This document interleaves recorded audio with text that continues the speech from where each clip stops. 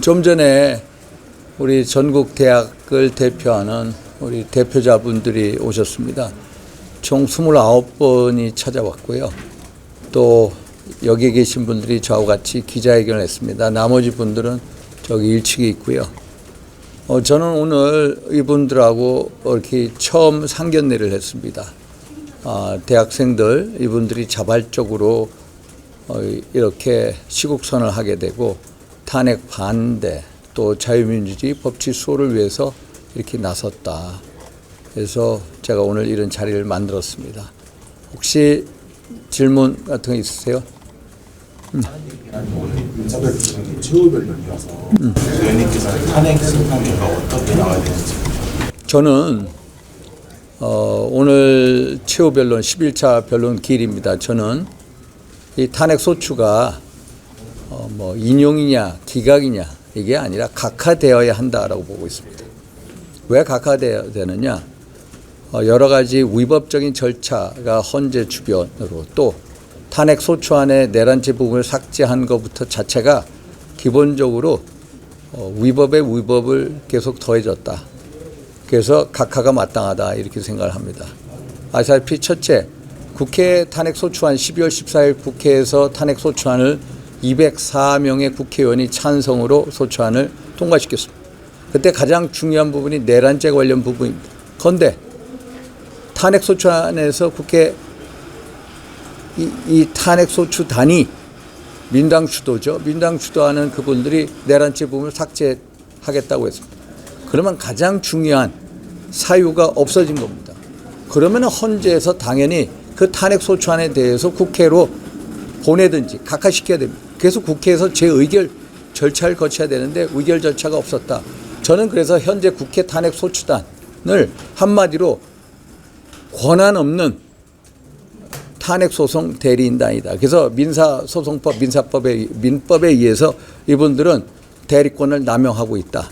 그래서 당연히 이런 면에 있어서 적법 절차를 거치지 않았기 때문에 당연히 탄핵소추안이 각하되어야 된다. 이렇게 판단하고 있고요.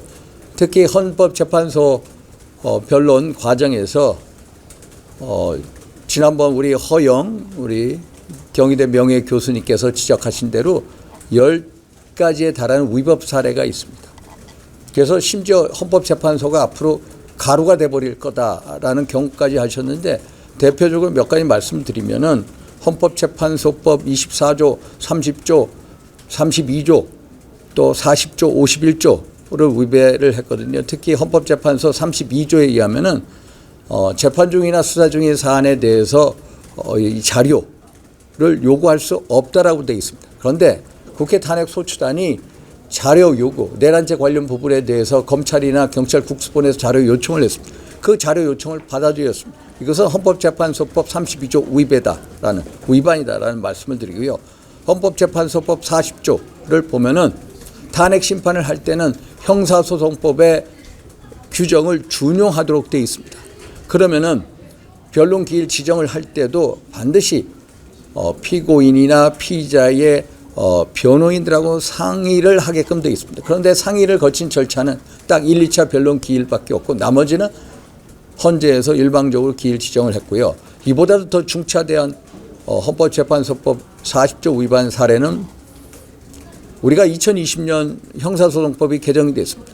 형사소송법이 개정이 돼서 검찰 등 수사기관에서 진술한 조서가 있을 때 재판에서 본인이 부동의했을 경우에 증거 능력을 상실한다라고 명백하게 규정이 되어 있습니다. 그게 2020년도에 그 바뀐 형사소송법입니다. 그런데 그 형사소송법의 규정이 바뀌었는데도 검찰에서의 어떤 진술에 대해서 이 주요 증인들이 이것은 내 뜻이 아니다라고 했는데도 그것을 증거 능력을 인정을 해서 이것도 헌법재판소법 40조 위반이다. 그리고 특히 가장 중요한 것은 헌법 77조에 나와 있는 비상계엄의 발동 사유입니다. 비상계엄의 발동 사유는 전시사변 예준한 국가 비상사태인데 이런 비상계엄에 발동할 수밖에 없는 배경이나 사유에 대해서 충분한 조사나 심리가 미진했다. 그래서 이런 여러 가지 이유에 따라서 저는 각하시키는 게 맞다라고 판단하고 있습니다. 또 질문. 오늘 윤 대통령 소유별로 방청할 계획은 혹시 없으신지 강화돼야 된다고 말씀을 하셨지만 만약에 탄핵이 인용된다면 좀 어떻게 생각하시나요? 저는 탄핵 인용되지 않는다고 믿습니다. 100% 인용 안 된다고 믿습니다. 오늘 그 일부 언론에서 윤 대통령이 친윤 인사들에게 조기 대선이 이루어질 경우에 그건 순전 거짓말입니다. 거짓말. 그건 완전 오보입니다. 아니 제가 누구보다도 가까이서 대통령 뵀는데 전혀 그런 말을 한 사실이 없습니다. 그래서 그거는 완전 오보다. 이거 꼭 정정시켜 주십시오. 그런 말씀하신 적 없습니다. 3월 1일 날 대국본이 주최하는 예. 탄핵 반대 집회 참석하실 예정이세요?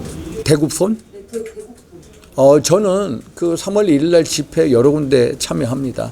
우리 대학생분들이 하는 집회도 제가 갈 예정입니다. 가서 좀 어떤 말씀하실까요? 저는 기본적으로 탄핵 구속 사태의 본질은 대한민국의 법치주의 자유민주 체제가 붕괴되고 있다. 이것은 한 대통령 개인을 보호하려는 게 아니다라는 사실. 대한민국의 자유민주주의 법치주의 수호를 위해서 나설 수밖에 없다는 것. 그래서 결국 그 저희들이 나설 수밖에 없는 배경에 대해서 드릴 예정입니다. 오늘 윤 대통령 최고 변론에 좀 어떤 메시지를 전할 것 같아요? 저는 기본적으로 이렇게 생각합니다. 지금 자금의 이런 상황이 벌어진 것에 대해서 어떤 본인의 진솔한 이제 사과가 있지 않을까. 그리고 12.3 비상계엄을 발동할 수밖에 없었던 여러 배경들에 대해서 소상히 말씀하실 것 같고요. 그리고 기본적으로 아직도 직무만 정지돼 있지 대통령 아닙니까? 대통령으로서 앞으로 국가적인 과제에 대해서 어떤 통합적인 메시지를 내시지 않겠나 이렇게 보고 있습니다. 그래서 아마도 변론을 최후 진술할 시간은 뭐 여러 국회 측 또 변호인단의 어떤 여러 공방이 있을 것 같고요. 그 다음에 한 6시 정도로 저는 예견을 하고 있습니다. 6시에 최후 변론을 최후 변론, 그 정도 돼야 최후 변론이 시작되지 않나 이렇게 봅니다. 그래서 최후 변론 그 언저리에 아마 보도 자료가 나오지 않나 이렇게 예상하고 있습니다. 그리고 당에서는 조기 대선 손 놓고 있는데요. 홍준표 시장님 같은 경우에는 어제 아예 시장직을 버리고서라도 대선 나오시겠다고 사실상 출마 선언을 하셨는데 어떻게 보셨어요? 저는요, 홍준표 시장님께서 탄핵에 대한 입장이 뭡니까? 탄핵 반대 아닙니까? 탄핵 반대면 탄핵 반대를 위한 입장 표명이 있어야지 무슨 조기 대선 얘기를 합니까? 좀 생뚱맞게 저한테는 들릴 뿐입니다. 혹시 방금 회견에서 됐던 부정선거 의혹이 계속 나왔는데 당에서 부정선거로는 이제 우리 학생분들이 이제 부정선거 의혹에 대해서 말씀하신 거지 부정선거라고 얘기를 한 거는 아니라고 보고요. 한번 보십시오. 이 선관위 문제에 대해서 여러분들 잘 아시지 않습니까? 선거관리위원회에서 부정채용 사례가 얼마나 많습니까? 적어도 300여 건의 부정채용 사례를 보니까 1200여 건에 달하는 인사복무 규정 위반이 있다는 거 아닙니까? 아니 중앙선관위 사무총장 아들을 어떻게 세자마마라고 얘기를 합니까? 이런 식으로 어떻게 선관위가 썩었습니까? 아버지가 있고 아들, 딸이 있고 뭐 조카가 있고 무슨 친족들이 있는 그 선관위에서 제대로 된 선거 관리가 되겠나? 그런 데서는 부패 온상이 될 수가 있죠. 그럼 부정선거라고 주장을 하는 게 아니라 부패할 수밖에 없는 구조고 그렇기 때문에 많은 분들이 부정선거 의혹을 규명하자라고 얘기를 하면은 선관위 소서 서버도 열고 본인들이 그것을 증명해 보여야죠. 그런데 자꾸 법 뒤에서 숨으려고 하지 않습니까? 그래서 여기 아까 대학생 한 분이 말씀하시기를 국정조사 특검하자. 제가 그동안 줄기차게 얘기한 겁니다. 정말로 가장 필요한 국정조사 기관은 중앙선거관리위원회, 각 지역선거관리위원회라는 거. 그리고 여기서 만약에 어떤 위법 사례가 있다면 이것을 특검으로 풀어야 할 문제다라는 의견을 가지고 있습니다. 윤석열 대통령 비롯해 당 지도부도 탄핵 심판 결과에 승복하겠다는 입장을 밝혔었는데요. 이 또한 탄핵 기각을 전제한 말씀이라고 이해해도 될까요? 아니 기각을 전제로 하는 건 아니죠. 그게 각하가 될지 인용이 될지 뭐 또 기각이 될지 잘 모르지 않습니까? 그래서 그 어떤 전제로 하는 건 아니고 그냥 헌법재판소라는 게 대한민국 법치의 최고 보루다. 보루라는 거에 대해서 거기서 어떤 심판이 이루어지면은 그거에 대해서 따를 수밖에 없다는 선언적인 말씀이다. 이렇게 저는 읽고 있습니다. 의원님도 각하가 아닌 다른 결정이 나오더라도 따라야 된다라는 입장이신가요? 그거는 예를 들어서 일단은 최고 헌법재판소가 여러 가지 위반 사례가 있고 정책 편향성, 불공정 행태를 보였지만은 결국 우리는 저도 헌법기관에서 헌법기관의 어떤 이 심판 절차에 대해서 헌법기관에서 존중할 수밖에 없다. 그런 입장을 가지고 있습니다.